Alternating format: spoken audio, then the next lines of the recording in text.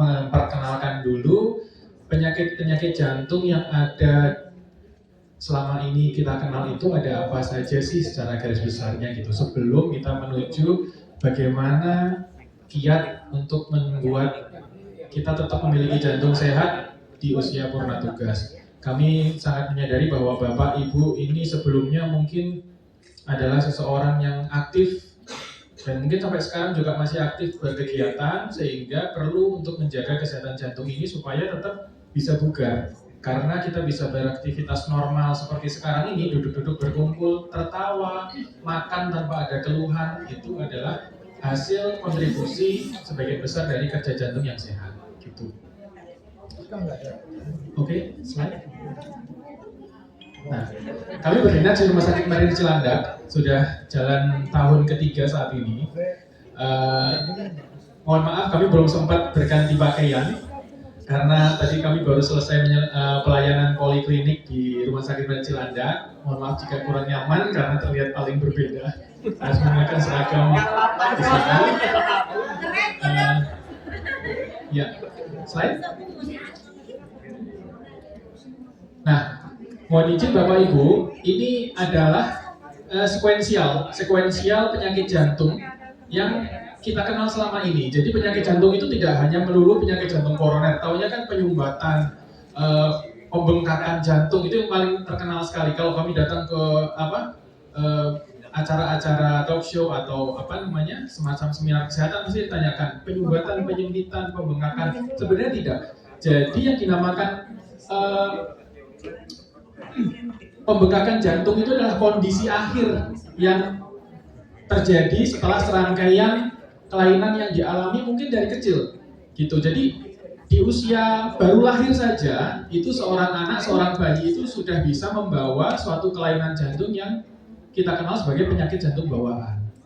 Ini yang paling besar kontribusinya adalah faktor genetik atau faktor keturunan, selain dari faktor gangguan pada saat proses kehamilan dari si ibu. Misalnya konsumsi obat-obatan tertentu atau proses kehamilan yang beresiko, itu bisa menyebabkan nantinya si anak ini, si janin ini bisa mengidap penyakit jantung bawaan. Nah, kemudian yang kedua, jenis kedua, ini adalah penyakit jantung akibat infeksi. Biasanya didapatkan pada usia-usia yang anak menjelang besar, ini usia-usia sekolah. Jadi saat anak sudah sering jajan, sering ini, giginya mulai banyak yang bolong, kemudian dia suka makan permen dan sering radang tenggorokan, akhirnya racun dari kuman tertentu seperti golongan Streptococcus ya misalnya, itu bisa menyebabkan racun yang masuk ke dalam aliran darah kita, dan dia suka nempel di katup-katup jantung sehingga terjadi gangguan jantung di usia-usia anak-anak usia segini. Nah, kita menginjak ke usia yang begini, usia yang pertengahan, dewasa, mulailah mengenal terima gaji, terima uang, terima pekerjaan, punya uang, pegang uang, akhirnya mulai hidupnya tidak teratur lagi. Makan tidak teratur, makannya fast food yang sudah diproses berkali-kali. Di kantor ketemu teman-teman ngopi, kalau tidak ada rokok kurang. Kemudian kadang-kadang malam minggu hangout sama teman-teman, bagi yang mengkonsumsi alkohol mungkin minum alkohol. Nah, akhirnya sampai malam nggak bisa tidur karena siangnya udah ngopi, malamnya habis begadang sama teman-teman, sampai di rumah mungkin nggak bisa tidur baru jam 3 pagi, besok pagi-pagi jam 6 sudah harus ke kantor lagi. Seperti itu terus setiap hari. Akhirnya terjadi gangguan-gangguan yang mengakibatkan penyakit jantung koroner yang paling terkenal. Ya, karena usia harapan hidup kita itu semakin panjang, penyakit jantung koroner sudah ditemukan obatnya. Salah satu yang paling mutakhir adalah Basandrin. Sehingga orang yang punya penyakit jantung koroner bisa berkembang menjadi usia lanjut, akhirnya karena ada pembengkakan, membawa gangguan irama jantung, pembengkakan jantung, gagal jantung sampai dengan usia lanjut. Nah, ini panah di sini bukan berarti kalau penyakit jantung bawaan nanti kemudian jadi infeksi, kalau infeksi jadi koroner, bukan. Ini adalah sekuensial usia-usia yang bisa kami sampaikan ke Bapak Ibu sekalian, bahwa penyakit jantung itu bukan hanya kena di usia-usia segini, dari usia anak itu juga bisa terjadi. Anak-anak yang punya jantung bawaan, selain jantung bawaan, jantungnya sudah bengkak dari kecil. Jantungnya sudah bercampur karena biasanya bocor jantungnya. Darah bersih dan darah kotor bercampur sehingga lama-lama jantungnya bengkak. Dia bisa lompat sampai ke kondisi gagal jantung bahkan di usia masih remaja. Gitu. Pada wanita biasanya mulai nampak pada kelainan jantung bawaan ini di usia-usia sudah mulai hamil karena sudah mulai menghidupi satu janin di perutnya. Mulai gejalanya mulai kelihatan. Itu jantung bawaan. Nah, anak ini juga gitu. Kondisi penyakit katup yang tadi kumannya nempel di dalam katupnya itu nanti kalau dia bertahan sampai dengan dewasa akan menjadi ini gagal jantung. Semua itu bisa diobati sekarang karena sudah canggih. Jadi pilihan obat ada, pilihan operasi ada. Yang belum familiar mungkin transplantasi. Itu masih sangat jarang. Slide. Nah, ini ya tadi sudah kami sampaikan, ini meng-highlight aja. Jadi jenis-jenis secara garis besar tuh gagal jantung atau jantung bengkak. Itu fungsi pompa jantungnya berkurang. Jadi kalau jantung itu ukurannya masih normal, dia pompa masih kuat. Ototnya masih tebalnya cukup. Tapi kalau sudah bengkak, ototnya tipis, dia jadi nggak bisa pompa. Jadi lemah. Seperti Bapak Ibu punya jet pump di rumah yang nggak bisa nyedot air. Akhirnya airnya nggak nyampe sampai ke atas lantai 2. Sama juga. Akhirnya orang dengan gagal jantung biasanya apa? Kakinya bengkak. Karena ngantri itu darahnya nggak bisa kesedot ke atas. Gampangnya begitu. Nah, kemudian yang kedua jantung koroner, ini adalah penyumbatan di pembuluh darah koroner jantung. Jadi jantung itu dikasih ini, ada urat-uratnya Bapak Ibu. Bahasa awamnya urat, tapi ini adalah pembuluh darah. Dia memberikan nutrisi oksigen pada jantung. Kalau ada penyumbatan di dalamnya, maka jantung nggak dapat makanan. Kalau jantung nggak dapat makanan, maka dia akan menjadi berubah strukturnya, jadi bengkak, akhirnya gagal jantung. Itu penyakit jantung bawaan sudah jelas. Kemudian gangguan irama ini adalah gangguan ritme denyutan jantung Bapak Ibu sekalian. Cara mudahnya ya dengan diraba aja di pergelangan tangan itu kita bisa mengenali irama jantung dari situ. Slide. Nah, ini tanda dan gejala gagal jantung. Jadi gagal jantung itu adalah sebuah sindrom. Sindrom artinya kumpulan dari gejala, tidak cuma satu gitu. Jadi biasanya gagal jantung itu ada gejala-gejala mayornya, gejala-gejala yang dominan. 1, sesak napas. 2, bisa saja disertai nyeri dada, kemudian gampang capek, kaki bengkak, tadi yang kami sebutkan, kemudian berat badan meningkat secara tidak wajar dalam hitungan hari, dan pusing, jadi tidak nyaman gitu, kayak dizziness bahasanya. Jadi apakah kalau sesak napas saja sudah gagal jantung? Belum tentu. Jadi namanya sindrom, gejala ini mayoritas harus ada. Jadi kalau saya sesak nafas, dan kadang-kadang kalau saya itu naik ke lantai 2 naik tangga gitu dok, saya harus berhenti 2 kali, berarti udah capek. Kemudian saya pakai sepatu sekarang suka kesempitan, nah berarti ada pembengkakan kaki. Nah terus apakah ibu merasa kemarin itu berat badannya nggak segini? Oh iya dong, 3 hari yang lalu kayaknya belum segini deh. Nah habis minum banyak ya? Iya kemarin jamuan di tempat orang saya minum banyak. Nah itu sindrom, berarti kemungkinan ibu ini menderita gagal jantung. Tapi harus ada pemeriksaan lanjutan. Ini kan gejala, tanda dan gejala. Slide. Kemudian jantung koroner.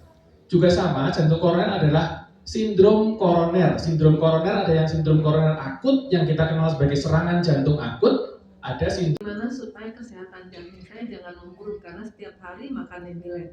Kemudian yang kedua, apakah makan Nebilet itu seumur hidup? Terima kasih.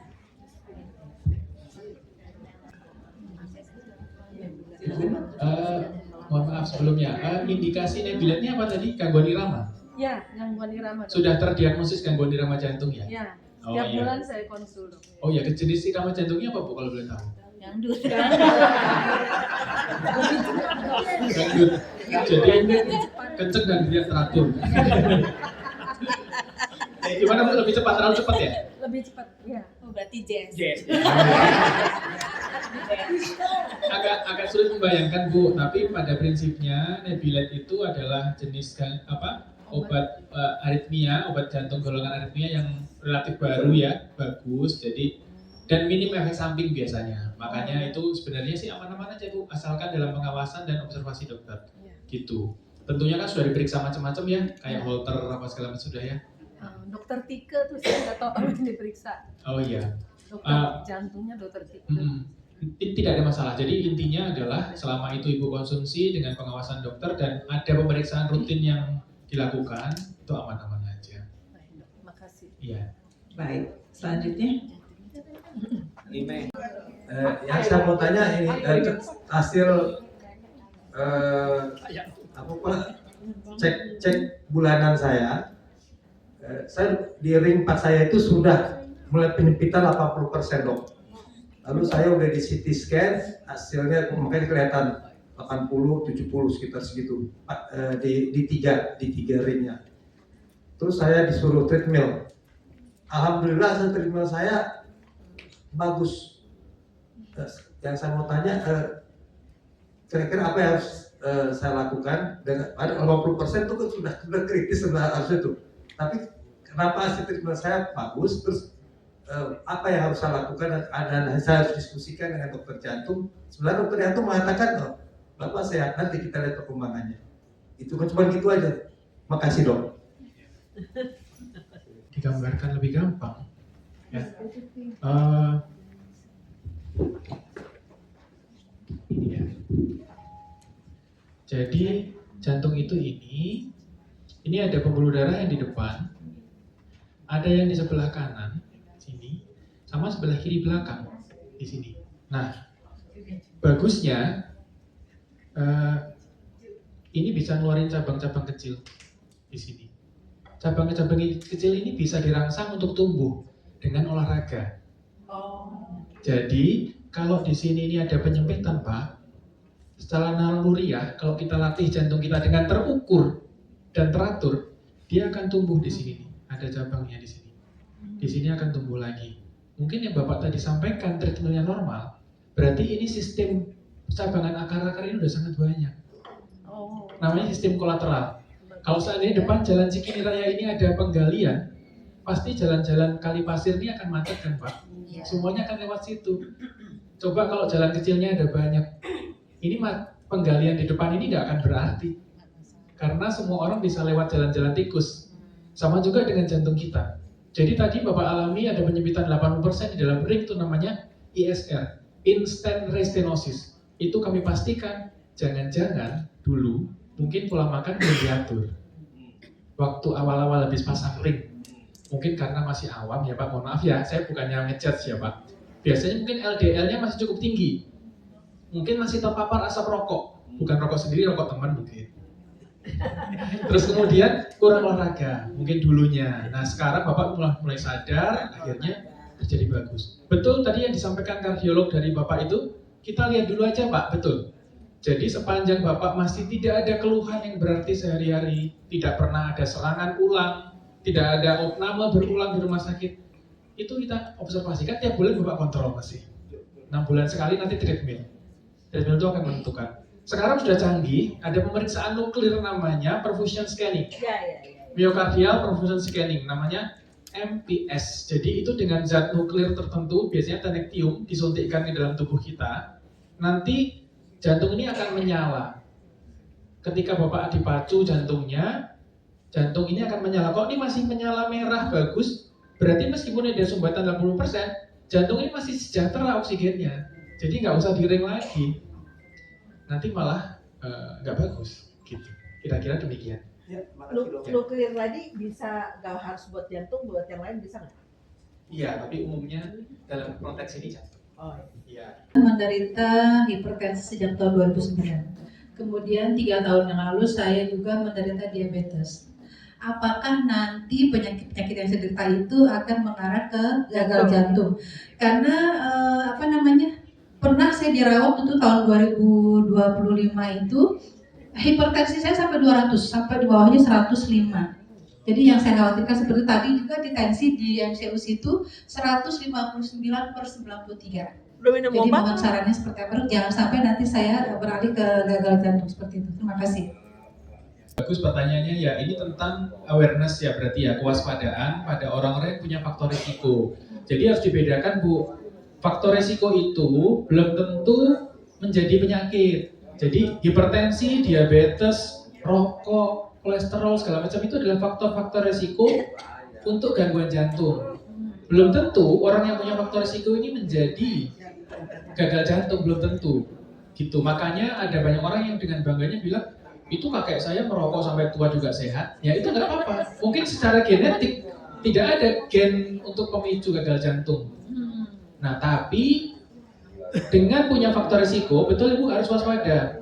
Karena kalau gulanya tinggi, maka dinding pembuluh darah di bagian dalam itu juga akan menjadi kasar, rusak. Jadi gangguan endotel, maka mudah terjadi penumpukan plak di situ. Jadi bagus. Terus langkah yang dilakukan apa berarti? Satu, pasti mengontrol faktor risiko, karena itu bisa dimodifikasi kan Bu. Maksudnya hipertensi nggak boleh lagi di atas 140. Gula nggak boleh lagi di atas 180 mungkin atau 200 gula sewaktu ya. Nanti yang lain harus bagus juga. Dengan begitu maka akan mengurangi resiko terjadinya gagal jantung gitu. Ini sama halnya seperti emangnya kalau pakai helm udah pasti nggak meninggal kalau tabrakan, kan enggak. Jadi itu mengurangi resiko aja. Bagus, nanti Ibu langkah yang dilakukan adalah berarti dengan medical check up. Atau kalaupun sudah rutin kontrol ke dokter penyakit dalam, mohon disampaikan, Dok, apakah sudah mulai ada gangguan jantung di saya ya, karena ada faktor resiko. Nanti dokternya pasti akan concern untuk memeriksa minimal rekam jantung atau echo. Karena gangguan darah tinggi itu biasanya jantungnya jadi tebel. Ini ya, jadi ini ada sekat, harusnya ini ototnya cuma segini. Tapi kalau biasa darah tinggi, maka ini akan menebal gini. Nah, jadi tebal ini ototnya di sini. Karena kalau tebal jadi Kalau tebal begini, ini beresiko terjadi gangguan irama. Karena masing-masing otot jantung itu punya kemampuan untuk mencetuskan listrik. Gitu. Jadi mengatur, gampangannya kayak ngatur otot yang cuma segini lebih gampang kan daripada ngatur otot yang setebal ini. Di usia tertentu otot yang setebal ini akan rakus terhadap oksigen. Jadi dia menuntut makanan yang banyak. Ketika ada gangguan makanan itu, maka ini akan mulai bermasalah nih, muncul aritmia. Itu. Biasanya terjadi pada mantan atlet. Siap. Pada usia muda pada yang tidak mantannya punya, Mas Wing. Mantan atlet. pada usia muda yang tidak punya darah tinggi, kalau dia latihan fisik terlalu diforsir, jantung akan bekerja terlalu keras dengan denyut tadi, denyut yang maksimal 100% tadi. Itu akan memicu hipertrofi juga. Seperti kalau kita pakai barbel itu kan tambah besar ya Bapak Ibu ya. Jantung juga gitu. Dipaksa latihan badminton terus-terusan, olahraga berat, futsal, main bola terus-terusan, akhirnya menebal ininya. Jadi untuk atlet-atlet itu harus dilakukan medical check up juga, minimal dengan USG jantung atau echo. Ya seperti itu mungkin. Takutnya kalau ada seperti ini, ada campaign, oh kata dokter jantung nggak boleh olahraga karena nanti jantung kita jadi tebal. Bukan, tapi medical check up. Jadi yang penting terukur, gitu ya Pak. Ya. Baik, iya. Terima kasih dokter. Halime sudah? Sudah. Yang pertama saya pernah membaca suatu kesaksian seseorang yang akan operasi dipasang ring. Dia tidak jadi pasang ring karena mengkonsumsi buah-buahan tertentu. Akhirnya diperiksa kembali ke dokter, dia tidak perlu pasang ring. Yang saya ingat waktu itu buahnya itu adalah jeruk sunkit, jeruk yang bukan sunkit kecil. Yang kedua, apakah olahraga renang itu bisa mencegah penyakit jantung? Itu aja. Baik, silakan dokter. Ya baik Bapak, yang pertama adalah tadi ya vonis ya. Vonis awal harus pasang, setelah itu dievaluasi berikutnya. 3 bulan dia bilang. Oh iya, berarti begini. Jadi yang jelas, yang namanya kerak atau penyumbatan atau penyempitan itu sejauh yang saat ini sudah ada teorinya dan dipelajari, dia tidak bisa menipis Pak, tidak bisa berkurang. Yang ada adalah mencegah untuk bertambah tebal. Jadi seringkali kami menyampaikan ke pasien-pasien, kalau menggunakan herbal atau terapi komplementer, itu jangan berkeyakinan bahwa nanti bisa meluruhkan penyumbatan itu. Tidak, yang bisa itu hanya mencegah dia tambah tebal aja.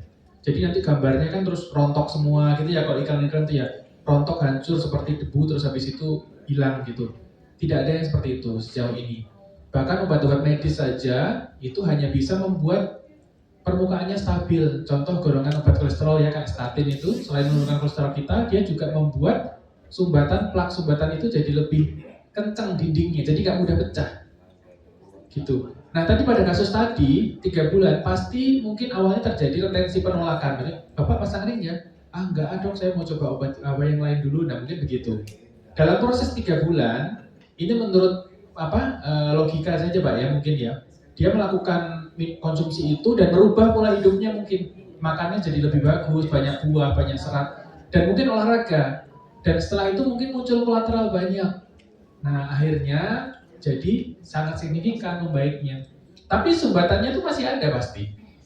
Gitu. Jadi sesuai dengan teori, sumbatan di pembuluh darah jantung itu kalau masih di bawah 70%, sumbatannya nggak perlu dipasang ring, Pak. Dan kalaupun dia 70%, kita sekarang sudah punya alat yang namanya FFR. Itu adalah untuk membandingkan jumlah aliran darah dari pembuluh yang tersumbat. Jadi jantung itu menariknya belajar fisikanya sangat banyak. Jadi ini pipa, kalau ini ada sumbatan di sini, kita bisa masukkan selang dari tangan. Selangnya berupa seperti kawat, nanti masuk ke dalam sini. Kawat ini akan menyala, memberikan sinyal. Di sini akan diukur aliran di sini beda nggak dengan aliran di sini. Kalau di sini alirannya masih sama, di sini keluar 100, di sini juga 100, maka orang ini secara praktis sebenarnya nggak perlu pasang ring. Gitu. Kecuali di sini 100, di sini cuma keluar 70, 80, ini kan sudah turun. Berarti apa yang terkirim di sini terhambat karena benda ini, makanya ini harus dipasang ring, jadi bisa hilang. Gitu.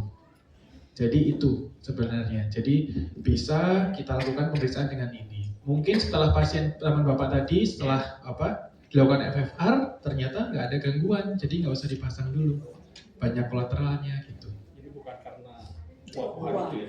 Bukan, tapi yang jelas pola hidup makan buah kan sehat, boleh dicoba. Apa tadi yang kedua Pak? Olahraga renang. Oh iya tadi renang, jalan cepat, jogging itu termasuk yang disarankan. Dia bisa meningkatkan kapasitas aerobik kita dan juga bisa mencegah untuk terjadinya gangguan jantung. Gitu. Baik dokter, terima kasih. Ada lagi yang lain mau tanya? Terus pakai kipas angin. Terus kalau bangun tidur kenapa basah terus ya?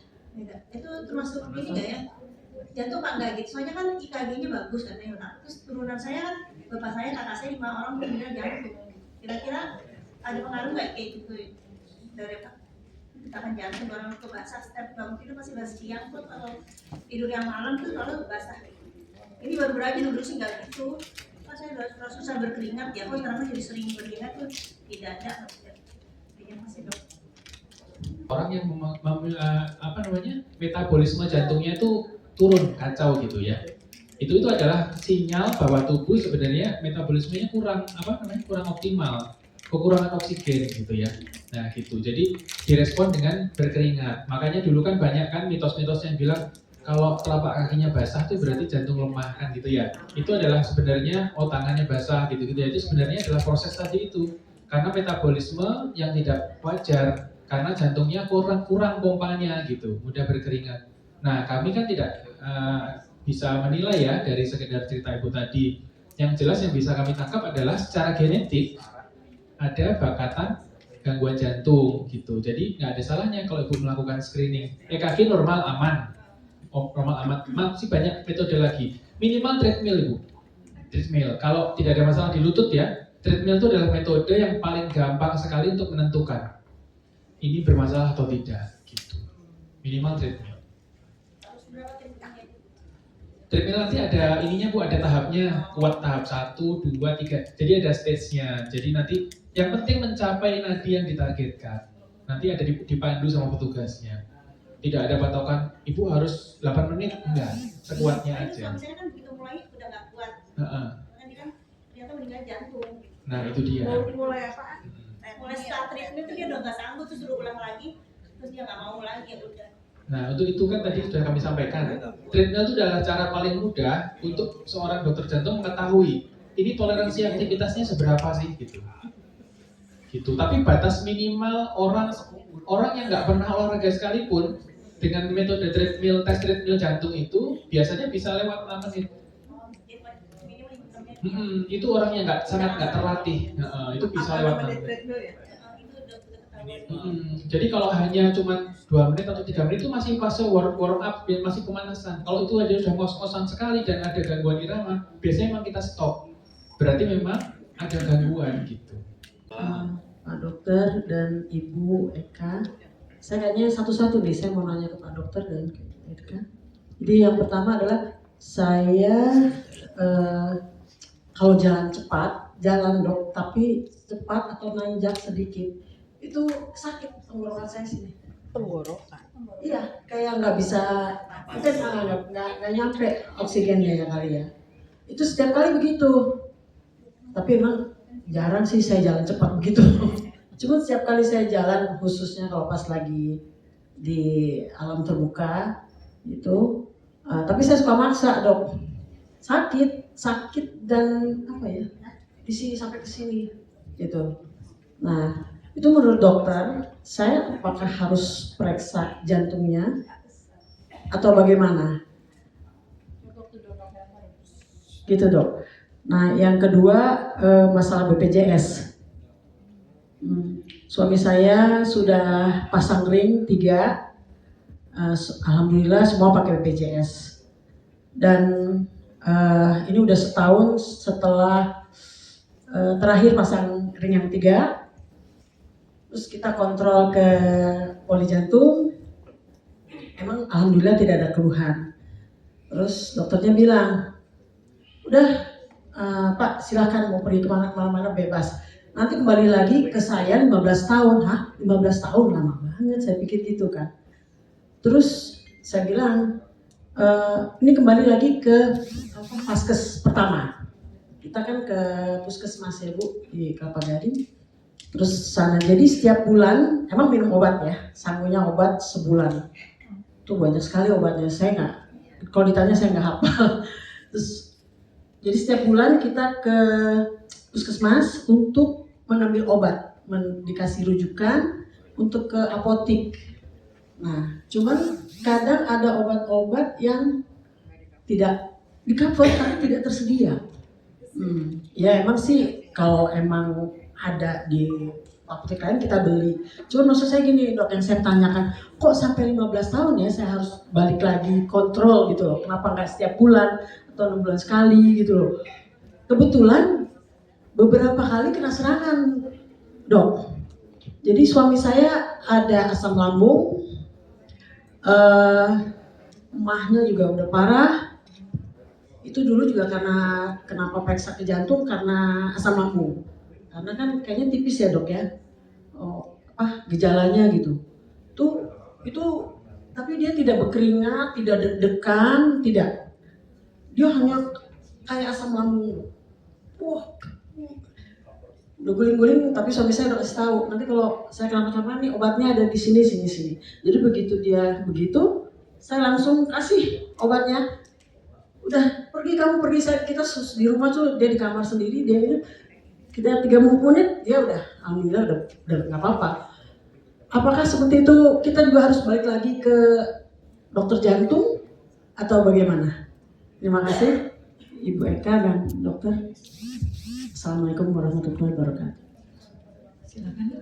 Ya, baik Ibu, pertanyaan pertama dulu ya mungkin ya. Yang Ibu alami tadi gejala seperti tercekek itu memang salah satu gejala yang mengarah ke koroner memang. Tetapi terlalu buru-buru kalau kita langsung menyimpulkan wah pasti begitu gitu. Bisa jadi ibu hanya tidak pernah olahraga saja sehingga pada saat itu aktivitasnya terlalu berat untuk kondisi jantung ibu yang belum terlatih dengan baik gitu. Jadi gini, kalau kita itu nggak pernah olahraga sebelumnya lalu tiba-tiba disuruh lari maraton, itu pada awal-awal pas mau lari aja udah setengah mati, mau putus napasnya. Karena jantung kita itu tidak didesain untuk bisa memberikan jumlah oksigen yang cukup untuk bisa bekerja dengan seberat itu. Jadi denyut nadi di atas 150 atau 160 atau 170 aja itu sudah bikin nyesek sebenarnya. Jadi itu harus diperdalam lagi Bu. Apakah gejala seperti tercekek itu memang ada masalah struktur anatomi jantungnya, masalah di dalam jantungnya, atau hanya karena ibu itu memang nggak pernah olahraga saja? Alhamdulillah saya rutin olahraga seminggu 2 kali. Itu bisa sejam lebih saya olahraga. Saya olahraganya emang senam,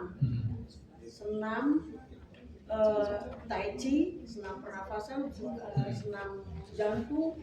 Cuman emang seminggu 2 kali, tapi lebih dari sejam, bisa 1,5 jam, 1,5 jam. Cuman kalau jalan sedikit cepet, enggak pernah. Oh iya. Kalau jalan udah enggak. Ya sekalinya saya mau jalan, ya itu kayak begitu. Jadi saya malas jalan sekarang. Ya. Jadi tadi kami sudah jelaskan ya, jantung koroner itu adalah gejala nyeri dada yang khas. Jadi yang khas itu artinya satu, lokasinya di kiri atau di tengah, tembus ke punggung, menjalar ke dagu, seperti tercekek itu, kemudian menjalar ke lengan. Dan ada syarat satu lagi, dia dipicu oleh aktivitas yang lebih berat.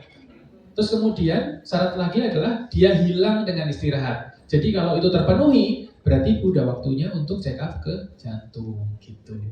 Jadi kalau dipicu aktivitas sakit, kalau saya pakai duduk-duduk istirahat langsung hilang dok, langsung enakan. Nah udah di check up aja. Apalagi ada faktor risiko, misal genetik, hipertensi, diabetes gitu. Nah itu nanti boleh Bu konsultasi saja, mengambil rujukan kalau berkaitan dengan BPJS ya, mengambil rujukan, menyampaikan kemarin aktivitas berat dada saya kayak kecekek dok. Nanti dikasih rujukan untuk evaluasi angina namanya, keluhannya nyeri dada itu angina, evaluasi nyeri dada untuk ke poli jantung bisa. Terus untuk masalah Bapak tadi, yang 15 tahun baru kontrol, ini sebetulnya perlu juga ya, BPJS kali dok. Kadang-kadang perlu ini aja sih, dipastikan lagi, apakah betul memang dokter menyampaikan begitu, apakah itu hanya anekdot, hanya untuk menyampaikan bahwa ini udah tuntas gitu, jadi jangan takut Pak, gitu loh. Dokter jantung, Bapak udah oke gitu. Iya. Cuman kok belakangan ini suka begitu. Oh iya boleh, kontrol lagi aja Bu.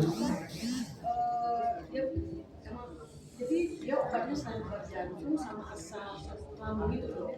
Asam lambungnya pun spesial diracik untuk sebulan. Gede-gede gambar. Sekarang udah nggak bisa lagi makan. Suami saya alhamdulillah makannya bagus, tidak merokok, tidak minum, tidak kopi, tidak teh, makan ikan. Menurut saya bagus lah, bersih lah ya. Tapi sekarang udah kena biji cabai sedikit yang langsung panas di situ. Oh, jadi kalau orang habis pasang ring itu harus mengkonsumsi 2 macam pengencer darah. Salah satu diantaranya golongan aspirin, ya asetilsalisilat, golongan obat seperti mini aspilet, tromboaspilet, atau mungkin ascardia. Nah itu sifatnya iritatif di lambung. Maka dari itu ada obat-obat lambung yang turut diresepkan juga untuk pasien ini, hanya untuk melindungi supaya tidak ada sindrom seperti itu. Susah BAB juga. Pakai CPG aja dok. Nggak boleh. Kalau habis pasang ring itu 1 tahun pertama habis pasang ring wajib 2 pengencer darahnya. Nggak boleh ditinggal salah satu, nanti terjadi lagi instant response. Nah kalau pasang ring sudah lebih dari 1 tahun, ya itu cukup minum 1 pengencer darah. Biasanya clopidogrel lebih nyaman, tapi BPJS hanya mengcover 1 tahun pertama clopidogrel itu. Nanti setelah tahun pertama itu clopidogrel harus beli sendiri. Ya itu memang keterbatasannya karena memang budgetnya nggak cukup. Iya, kalau sudah lebih dari setahun harusnya aman Bu. Tapi menurut saya, Ibu boleh sih konsultasi ke dokternya lagi karena ada keluhan, ya.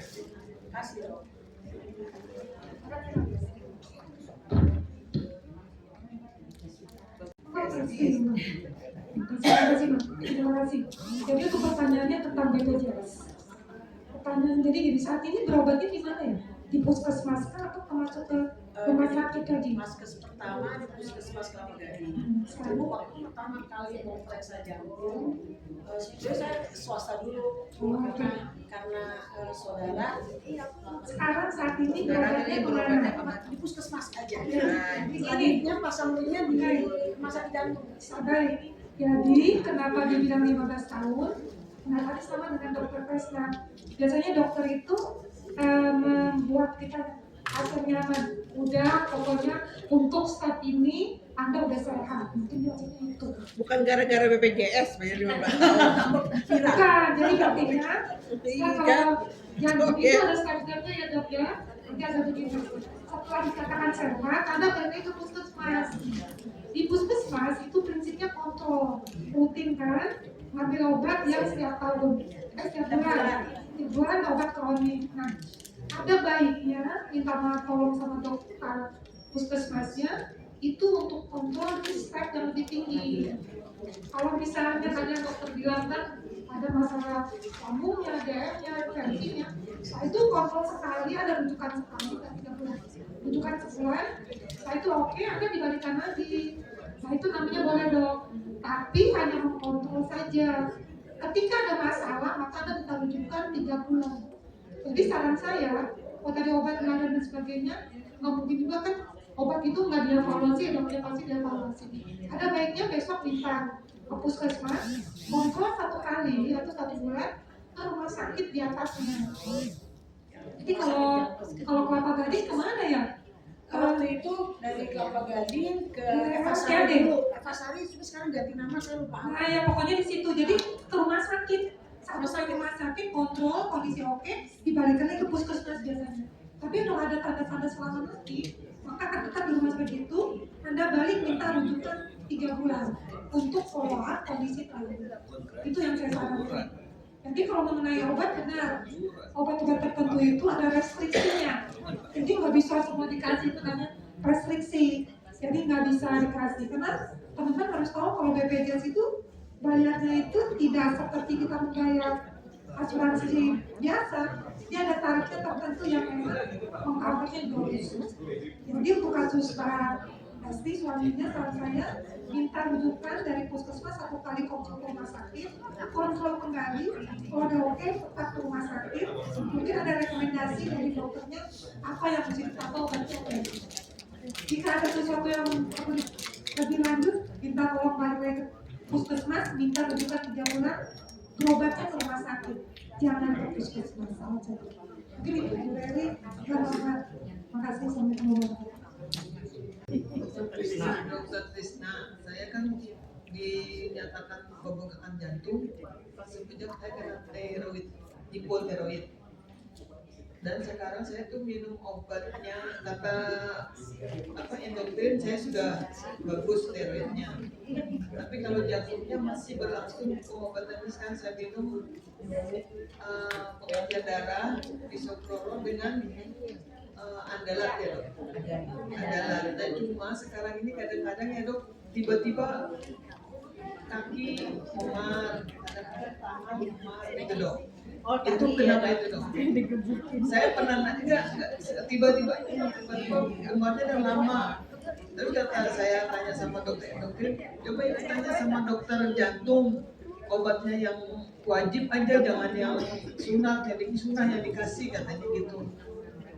Kenapa ya dok? Apa pengencer darahnya dikurangi atau gimana dok? Makasih dokter. Assalamualaikum warahmatullahi wabarakatuh.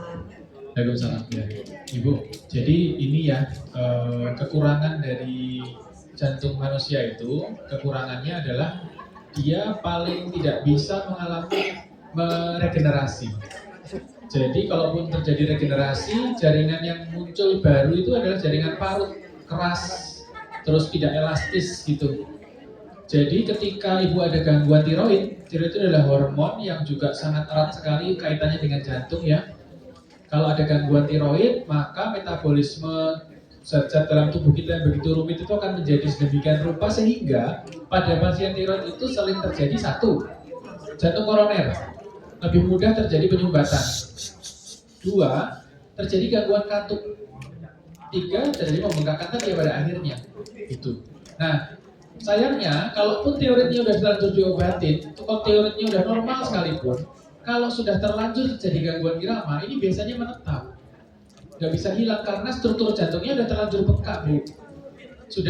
Sudah tidak bisa dikontrol kembali itu irama jantungnya sesuai dengan yang sebelumnya gitu ya, nggak bisa. Sehingga itulah kenapa tiroidnya sudah terkontrol, tapi jantungnya obatnya seumur hidup. Ya memang harus begitu. Dan ada gangguan irama tertentu yang mewajibkan kita itu konsumsi pengencer darah seumur hidup. Kenapa? Karena gangguan irama itu akan memicu terjadinya penggumpalan darah kecil-kecil di dalam jantung. Jadi resiko stroke. Maka dari itu supaya tidak stroke maka dikasih pengencer darah long life seumur hidup. Tetapi ada parameter pengontrolnya. Setiap bulan ibu diperiksakan kadar keenceran darahnya harusnya. Namanya INR. Kalau itu nanti ternyata terlalu tinggi keenceran darahnya, maka obatnya bisa di stop dulu. Nanti kalau sudah turun keenceran darahnya bisa minum lagi gitu. Namanya apa? IRR. INR itu kalau ibu mau konsumsi obatnya mana bu? Warfarin, Notisil, Simark.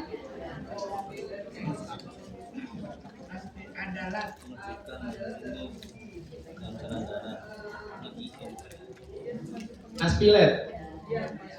Kalau aspilet berarti problemnya bukan ke gangguan irama, berarti itu tadi dokter menduga ada penyempitan karena tiroid juga bisa menimbulkan penyempitan. Kalau aspilet bu, itu tinggal di stop aja dulu aspiletnya sebentar, nanti bisa hilang. Itu memar-memar di tubuh itu karena pecahnya pembuluh darah di bawah kulit. Gak apa-apa sebenarnya kalau cuma kecil-kecil aja itu tidak ada masalah. Kalau udah lebar-lebar dan banyak, ya mungkin perlu konsultasi ulang dan mungkin di stop dulu aja aspiletnya nggak apa-apa. Tapi nanti konsultasi sama dokternya ya, kan saya nggak meriksa itu. Ya.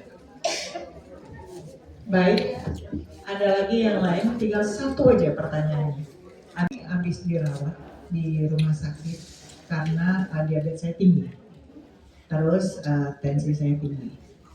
Pada saat sebelum saya dirawat itu saya diperiksa memang jantungnya. Jadi EKG maksudnya pemeriksaan itu terus geraknya itu ada sedikit mencurigakan dok dari dokter pas diceknya gitu. Terus saya dikasih obat untuk pengencer darah karena memang mungkin salah satunya membuat saya itu mungkin tensi saya tinggi, gula saya tinggi adalah mungkin salah satunya kurangnya asupan kali ya dok ya, jadi darahnya terlalu kental. Nah pada saat saya dirawat dok, saya di EKG lagi, jantungnya udah normal tapi sudah minum obat pengencer darah itu, gitu dok. Memang akhirnya saya kena stroke nih dok, setengah sebelah kiri. Tapi stroke ringan aja sih, bukan yang stroke memang total tidak bisa bergerak, enggak, masih bisa bergerak kayak kebas aja gitu dok. Nah, perlukah dok saya saat ini gula darah saya udah normal dok, tekanan darah saya juga sudah normal, saya juga minum obat clopidogrel itu 1 minggu sekali sekarang dok. Gitu. Jadi obatnya tuh saya sudah dikurangin yang tadinya HbA1c 15, 2 bulan kemudian turun jadi 9, kemudian kemarin saya cek itu jadi 6,6. Nah, maksud saya gini dok, apakah saya perlu periksa jantung karena takut mungkin ada pengaruh ke jantung juga? Karena saya juga olahraganya, saya sih jalan kaki sih dok olahraganya setiap pagi. Kurang lebih sekitar 45 menit lah. Saya juga ada pemanasan juga ada. Tapi sekarang sih saya merasa sudah lebih nyaman ya dok ya. Cuman apakah perlu gitu saran dari dokter saya periksa ke dokter jantung juga. Itu sih dok. Iya, Ibu tadi kalau lihat HbA1c-nya sampai 15 berarti kan gula darahnya sangat tidak terkontrol awalnya ya, tinggi banget ya mungkin. Apakah ada komplikasi ke arah jantung? Sebetulnya kalau dari cerita ibu itu cukup melakukan screening CT scan aja, CT scan jantung. Jadi untuk menentukan apakah betul ada manfaatnya untuk konsumsi clopidogrel diteruskan. Di samping itu, clopidogrel itu selain untuk tadi irama jantung gangguan jantung itu, saya rasa juga ada kaitan dengan stroke-nya. Karena clopidogrel kan juga untuk stroke iskemik juga ya. Kalau ada penyumbatan. Sebetulnya pembuluh darah kita di seluruh tubuh itu sama sebenarnya, pipanya sama, bahannya sama, bentuknya sama. Jadi kalau di dalam jantung ada penyumbatan, ya mungkin di bagian lain sama. Jadi kalau di kepala ya jadinya stroke. Kalau di kaki ya penyumbatan kaki jadinya bengkak atau hijau atau hitam itu. Terus kalau di jantung jadi jantung koroner sama. Jadi clopidogrel itu selain ke sini juga ke sini mungkin kalau ada stroke. Nah, jadi untuk jantung sebagai tadi cerita ibu sih, saya kalau dia harus kan memilih pemeriksaan apa yang paling cocok, CT scan aja. CT scan kardiak namanya. Oke, terima kasih dokter. Baik, saat ini kita sudah selesai karena kita dokternya juga ada keperluan juga segera kembali ke rumah sakit.